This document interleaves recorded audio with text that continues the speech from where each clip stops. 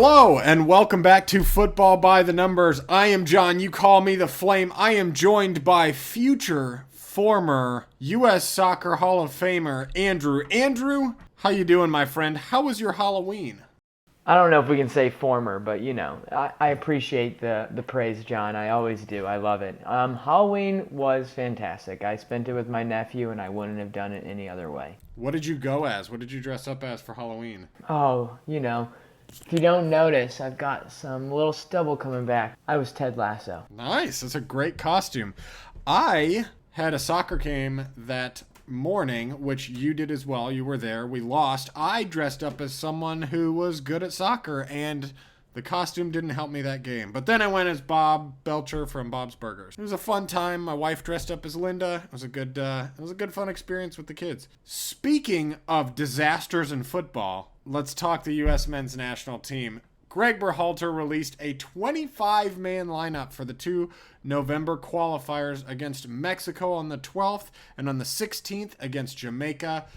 Let's not forget 25. 25 when he could have taken 27. I just got to point that out. Or wait, I'm sorry, 26, not 27, correct? I'm glad you mentioned that. So let's go through this lineup. I'm going to read it off real quick, and then before we get on who made it, let's talk about who didn't make it. And for good or bad, there's some obvious candidates that are left off here. So goalkeepers, we got 3. Sean Johnson from New York City FC. Zach Steffen makes the cut again for Manchester City. Can't wait to see that mistake that he makes this time around if he starts. Stop. He played well in the last game he played in. His distribution is the reason he's here, and we just got to cut him some slack a little bit. I will keep my eyes out for him and hope that he can play better. Matt Turner is my number 1, though. He plays for the New England Revolution. We got 9 defenders this time, as usual. Greg overbringing defenders. We've got Reggie Cannon, Mark McKenzie, Chris Richards. He acts like he rotates defender. I mean, it's almost the same guys every time, every window. I mean, there were guys he brought in last window that didn't even play a minute. And it's like, come on, dude. Like, why are you fooling yourself? Bring 6. It's funny that you say that because he really doesn't rotate defenders. But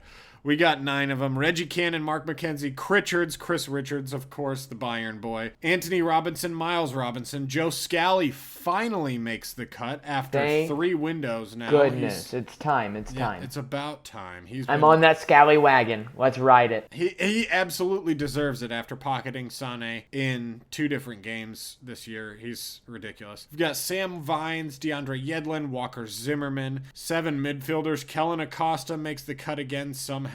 Tyler Adams, Busio, Leggett, McKennie, Musa, Christian Roldan again somehow makes the cut. He's been doing well for the Sounders, but he has been booty for the U.S. men's national team. And then we have 6 forwards. Tell me how many forwards we really have and what position is glaringly obvious that we need some support in. We've got 6 forwards in Brendan Aronson, Paul Arriola, Jesus Ferreira, Ricardo Pepi, Christian Pulisic, on his return from injury, and Tim Weah. So, any glaringly obvious names, omissions from that list? What position do you think is the weakest? Let's talk about that first. Where is DK? Where's DK? What are you doing, I'm going to fill in my Will Sutton shoes as well. Where is DK? I cannot believe they don't have DK on this roster. I mean, he's been tearing up the MLS. He's obviously on Gregg Berhalter's shit list for some reason or another. But there's no way. The man is a machine.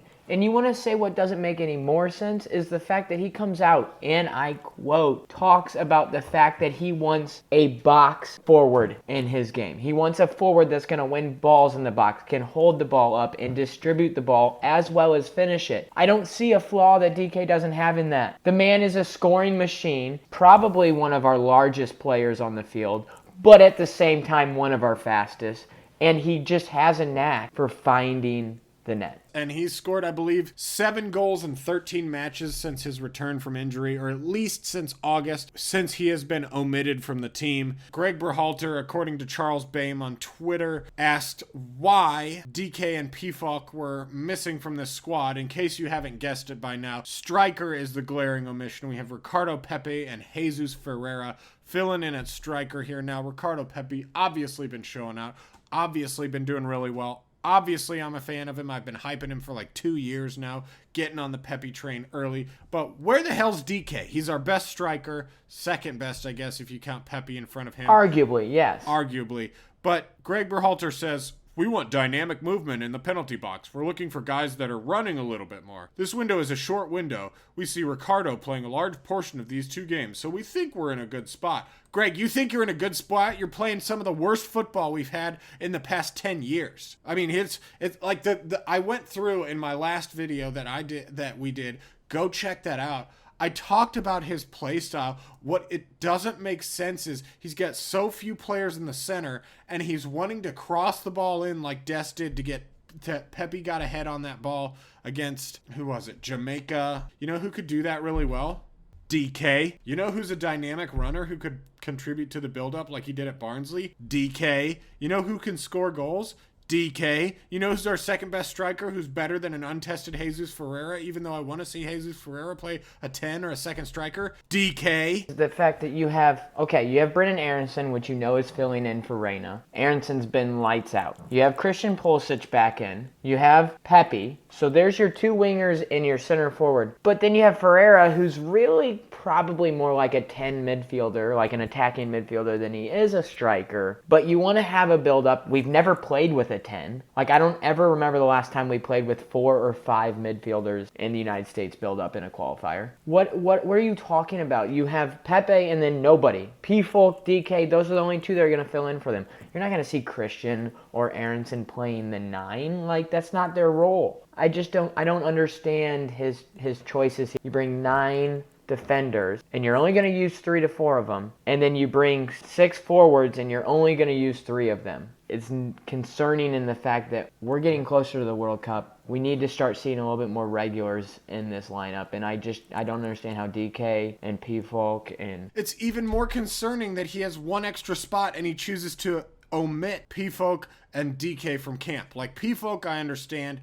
He's out in Europe. He hasn't scored in a little while. He might not be in the greatest of form. Whatever. You know what? Bring DK. He's already in the country. He's a short time away. You can call him up on short notice. He's performed against Mexico. He's been in these qualifiers. He's been very good for Orlando City. He needs to move to a bigger league. We said that in our last video of the MLS players who need to move to a bigger league. He's got the talent. Why are we still testing out new things, especially in the big matches? I looked up the heights of all of the Mexican defenders. There's 1 who is as tall as DK.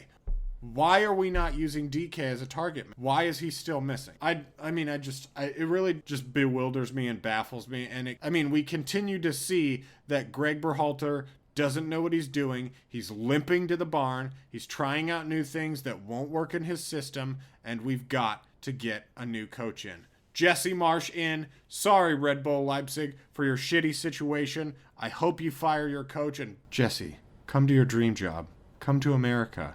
Come back and help the fatherland. Honestly, I feel like we're playing too much like we're in the Gold Cup again, where it was just constant change. It was total different formations, total different players. Let's see how it works. Let's get this mosh pit. We are fighting to be first or second in the bracket. We have to qualify for the World Cup. That's when you bring your gun. Okay, the first round you kind of took it light. We kind of bumbled. People got nervous. But now it's time. There can't be nerves. There can't be fear. There can't be, oh, we may not qualify. It needs to happen. It needs to be solidified. We cannot miss this World Cup again. And we need to really widen the gap between us and Canada and us and Panama, and we need to close the gap between Mexico. That Mexico game is going to be a 6-point game. It's either going to be Mexico essentially assuring the spot in the World Cup in first and leaving us to kind of scramble and try and beat everybody again. And we do play Mexico again in, I think, February or March, but now's the time to make up the ground. Now's the time to solidify ourselves as the reigning champions of the Nations League, as the reigning champions of the Gold Cup, and really show what we have, show our mettle. And this is arguably our hardest window, which I'm really excited to see the fact that we have Musa, McKennie, and Tyler Adams back in the midfield. I think that is by far the positions that we have solidified. I think it's going to be hard for people to kind of break into that position. I was hoping there'd be a little less question marks up top, but he keeps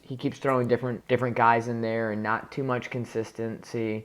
I mean, we had DK in a little bit in the summer. Then you had P-Folk kind of show up a little bit. Now we have Aronson and Pepe, but Reyna and Pulisic are a part of it. I still feel like there's such a big cloud of we're not sure who's going to be in there, who's going to be on the roster. And defense, I don't even know if we understand who's going to sit on the pot and who's going to protect it. Like, I have no idea. Yeah, I feel like if Gregg was a technically competent coach, he'd have some versatility and Chris Richards back there and play like an elbow defense like they do in the Premier League or at Bayern or at several other clubs. But I feel like it's just going to be Walker Zimmerman and Miles Robinson because that's the pet project there. And then we're going to have Anthony Robinson on the left and Serginho Dest on the right because we are Moments FC. The midfield three is going to be solidified, and then he's probably... I wouldn't be surprised if he went with Aronson. I do want to get into one omission that I think is firmly justified, and I'm glad he was omitted. And that's Josh Sargent. I'll just say the name right now. Josh Sargent deserves to be omitted from this game. And I'm sick and tired of the sycophantism from the U.S. men's national team fans and all the Stars and Stripes blogs. He is not a good striker.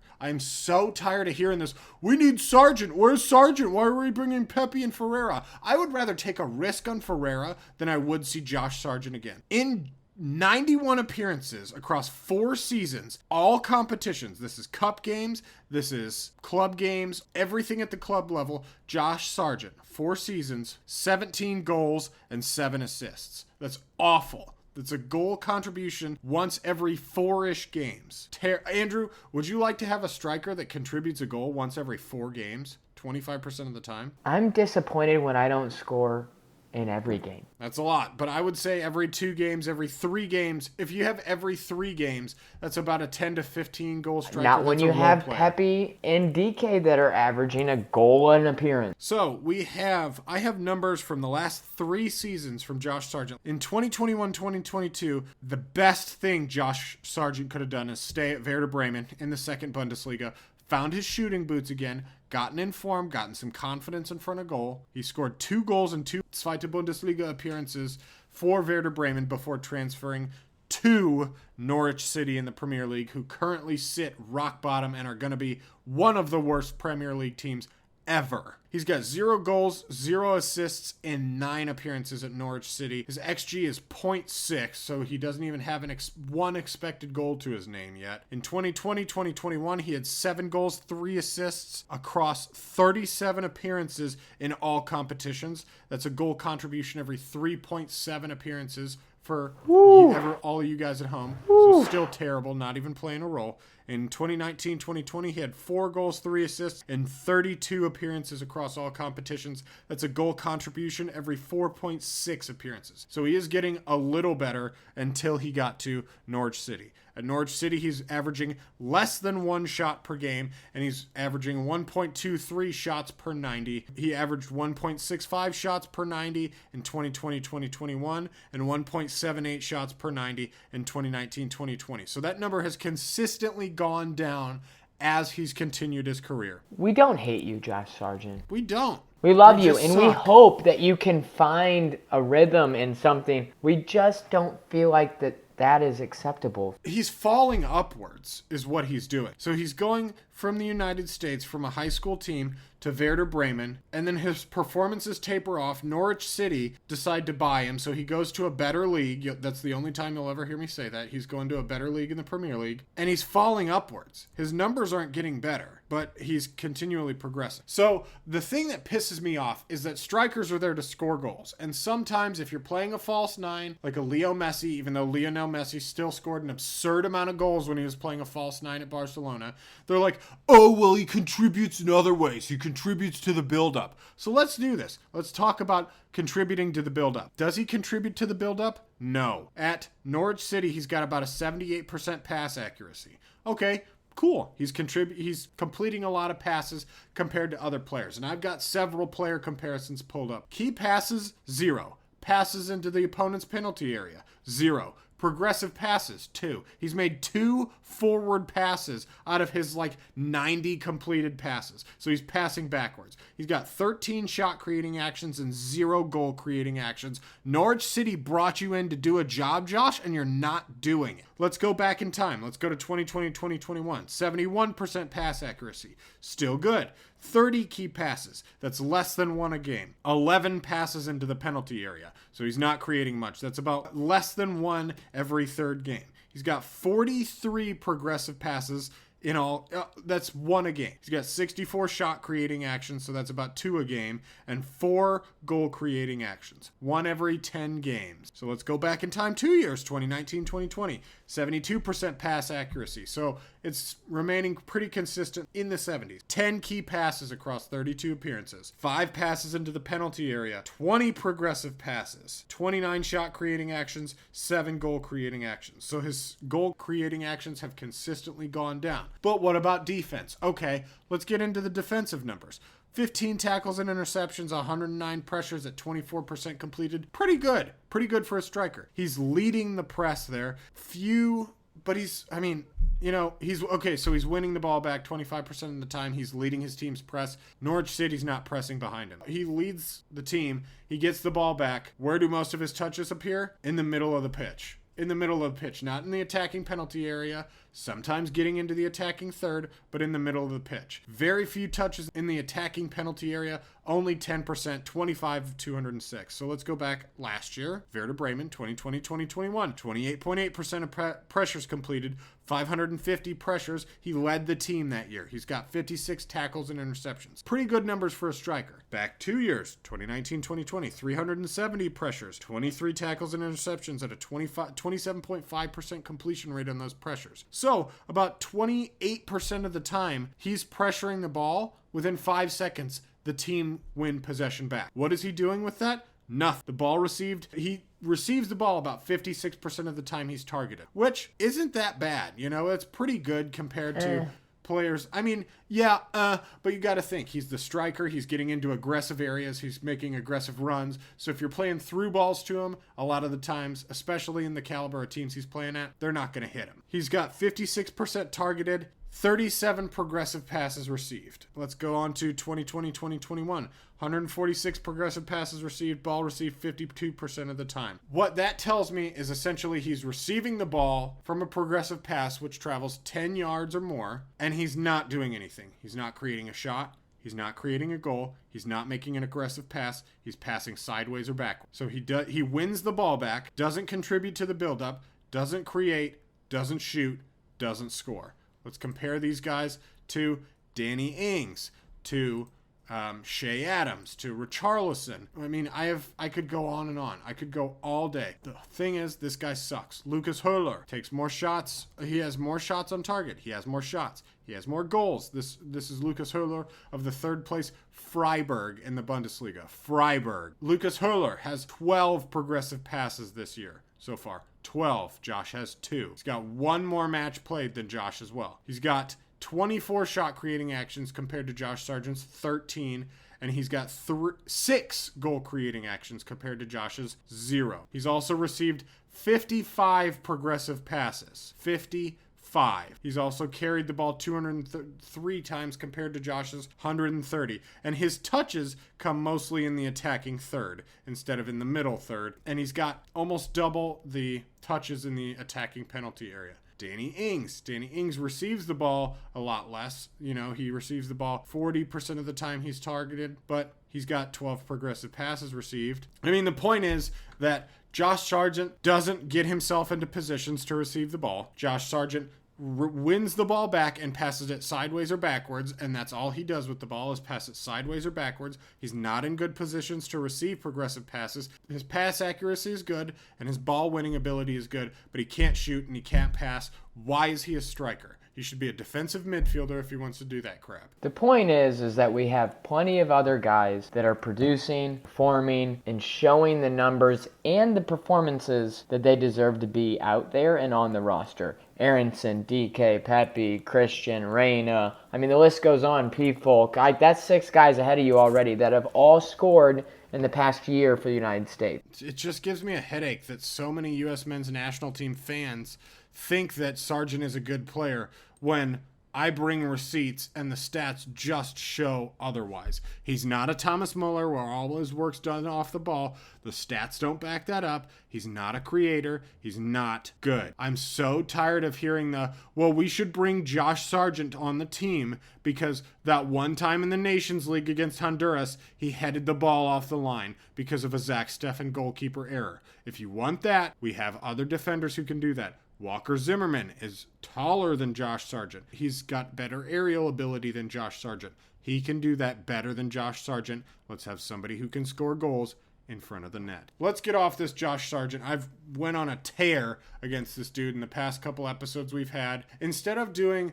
who we think is a good inclusion in here, we can have some honorable mentions. Let's go through in our last couple of minutes here and make a best 11, a starting 11, if you will, out of the guys that they've chosen. So out of the goalkeepers, Sean Johnson, Zach Steffen, Matt Turner, who's your starting goalkeeper? I think against Mexico, my starting goalkeeper is going to be Steffen. I love the way he possesses the ball with the United States. I think with the pressure and the amount of pressing the ball that Mexico does, his ability to move the ball with his feet is going to be vital. We're going to need that outlet. We saw it against Mexico in the first couple of games that their pressure got to us. Yes, we won the games, but in the Nations League and the Gold Cup, their pressure got to us. They were leading in both of those games. Both those games they scored first, and that's because of the pressure that they put on our defensive line. And I believe we had Turner playing in both those games. He's a phenomenal goal stopper. I think Turner is the much better when you break down stopping shots. But I think against Mexico, we need to have somebody that's going to be an outlet for us. So that's my choice. We already know yours. You know you're going with Turner.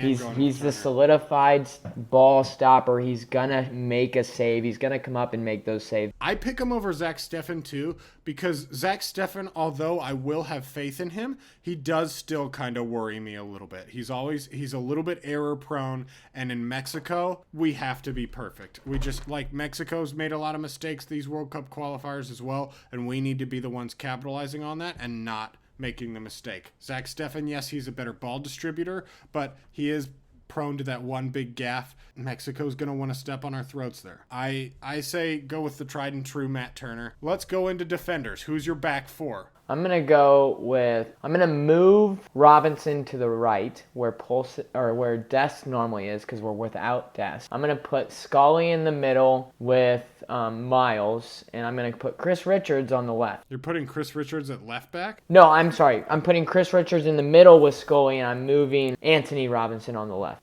Anthony Robinson on the left, Chris Richards in the middle, Scully in the middle on the right, Miles Robinson on the right. Interesting. So you're going to have Miles Robinson play fullback and Scully play center back. I disagree with that.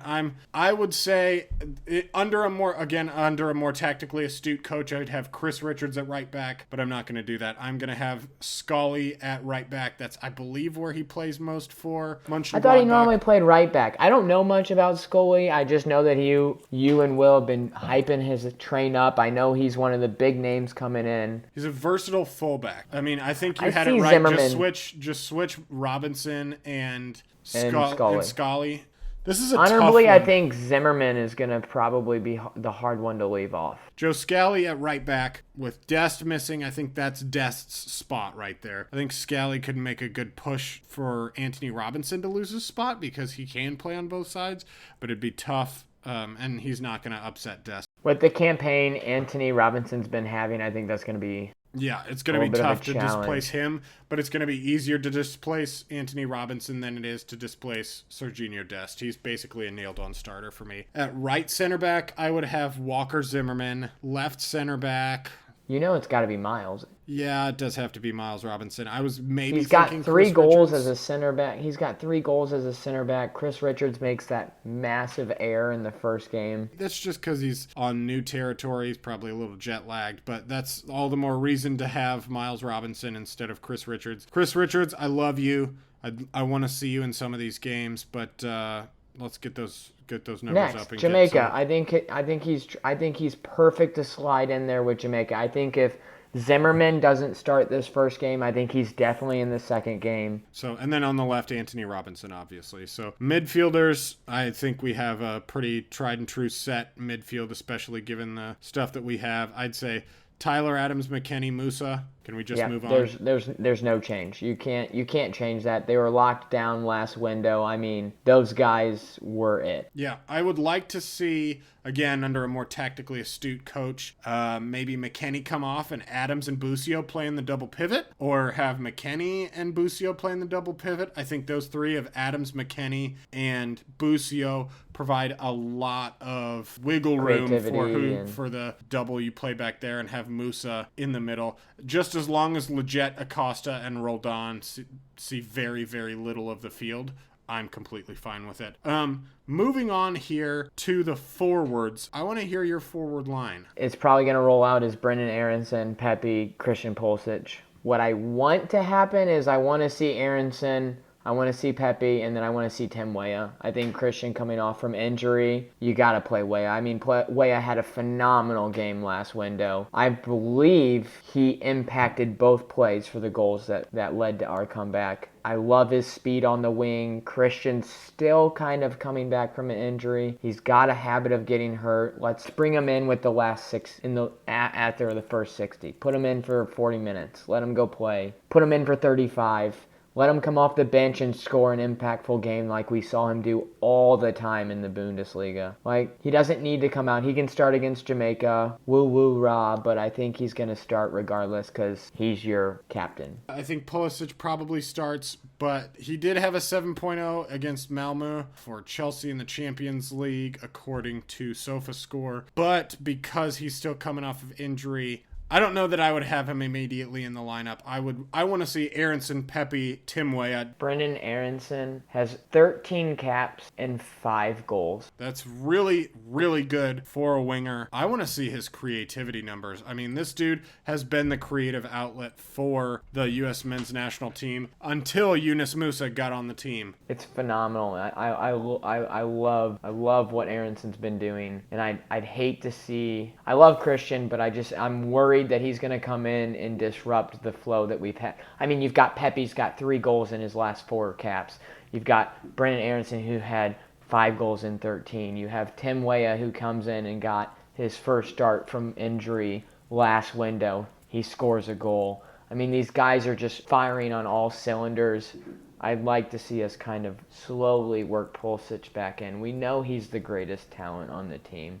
He is our Captain America poster boy. Do we need to rush it? I don't think so. Is Berhalter going to? Probably. He absolutely is, because he's on a favorites list. Just like Berhalter was on a favorites list with the U.S. men's national team, federation, bureaucracy, whatever it is, and that's why he got the job. You just give him a list of players and he plays them, and it's just going to be cut and paste, and then he's going to pretend like he knows what he's doing and make some rotations, but really he doesn't know what he's doing, especially in away games, as we've seen in all the away games that we've played against El Salvador and against Panama. Anyway, we've lost. Yeah. I think there was one. Was Honduras away? I think there was a Honduras away game where we won 4-1 because of Ricardo Pepi, because he pretended like he knew what he was doing, and the blind squirrel found the nut, and he's played Ricardo Pepi up as striker in every game since then. So clearly he's just cut and paste that player into his lineup because it worked one time. Anyway, I agree with you on Tim Weah. He was phenomenal in those games the last time around. His build-up play, his speed off of the right, his shot power. Oh my gosh! Against Costa Rica, I don't want to praise an injury, but had Keylor Navas been in, that Tim Weah goal wouldn't have happened. He almost broke the side post because he shot the ball so hard against it, and it bounced off the post and on the back of the goalkeeper's head and went in. Yeah, I'm excited to see Tim Weah. I know he's injury prone, but he seems to be thriving with the men's national team. Pulisic, yeah, he deserves some game time. Bring him on for the last 30, 35 minutes for whichever one of the 3 needs some rest. You know, Aronson, Pepe, or Aronson. Timmy I would Weah, say maybe whoever not he needs Pepe. to pull off. I want to see Ferreira get some game time. Throw him in for the last 15, 20 minutes too, as long as we're winning and have Christian up there serving him. And thank you again for joining me for this episode of Football by the Numbers. Is there anything you would like to add to this conversation? Anybody that we missed that should have been on this roster that isn't? Anybody that we missed that is on this roster that shouldn't be, or that you'd like to comment on? All I've got to say is I'm excited for this window. I'm pumped to see us take our game to Mexico and Jamaica and let's just wipe the table. Let's solidify the U.S. men's national team to be able to take over first place from Mexico. And the only way we're going to do that is with a win from Mexico and a win against Jamaica. The nice part is we're back here in the United States to play Mexico. Jamaica is a little better standards. They got a little better fields than the last places we visited, so I'm really excited to see what these guys can do. I don't think we missed any names that should or shouldn't. I think there's always going to be question marks of why is Areola or Roldan or Cannon or these guys on, but sometimes you bring those guys that you know are steady and they're great practice players. They do well against your team, because I do know as a former player or a player, however you want to put it, that the practice guys are just as important as your starting roster. So we need those guys that are going to buy into our team and want to see us succeed. And I mean, you see nothing but class from Areola and Leggett and Roldan and Cannon. I mean, you don't see them complaining. They practice, they work hard, they get some minutes. I'm excited to see what this group can do, even though I'm very disappointed that DK didn't make it, or a couple other guys aren't going to be able to get on the roster. And don't get it twisted here. Don't get it wrong. We may be huge Caden Clark supporters. See, I knew we would get him in somehow. We may be Gregg Berhalter outers, and we may be keep Josh Sargent out of the team, whatever that is. But as long as Gregg is our coach, and as long as Josh Sargent makes the team, I will hope that Josh Sargent scores a hat trick or a double hat trick every single time he's out on the pitch. I will root for Gregg to win these matches, because we are U.S. men's national team fans. I say this because I care about our country. I care about how we perform in these international tournaments and on the international stage, and I want to see us win. And to be the best team that we can be, and to win, maybe go on and make it to a World Cup where we actually win and lift the World Cup. Gregg is not the guy to do that. I mean, it's like, if we're going to put it out on the table, Gregg is not the guy to do that. Right now, Josh Sargent is not the striker to do that. So let's put it out on the table. Thank you for watching. Thank you for listening. If you've made it this far, make sure to leave a like and a comment down below. Who did we miss? I will leave you with this one last conspiracy. Listen close for a surprise conspiracy at the end. So the reason DK did not make it is because he is trying to force his way out of the MLS and move to a European club. However, the U.S. men's national team wants to make the men's national team mostly out of MLS players, or at least convince the entire world that the MLS is still a relevant league with American players. However, as you see, the starting lineup that we named, there is 1, 2, 3 players who play within the continental United States. The others, they're all in European leagues, but you still have to have a minimum amount of MLS players on here. So DK, as long as he's in the MLS, has a chance of making the team. But if he doesn't make the team, it's because he's trying to force a move out, and the U.S. men's national team don't like that. And if he goes to a Barnsley or another championship side or a Premier League side where he deserves to be, then you have to take one of these other international players out, a Brendan Aronson, a Tim Weah, a Christian Pulisic. You have to take one of those out, because they don't want too many international players on that or stage. A Stefan. They have their favorites of overseas. That's why they don't bring too many more back. You can bring back a Reyna. That's why that 25-man roster is there, because Reyna's probably in that 26th slot for the 7th forward. And the U.S. men's national team are at fault for dear old DK. I have no evidence to support that. That's just my own conspiracy theory. But thank you guys for watching. Thank you for listening. We are Football by the Numbers. By the Numbers.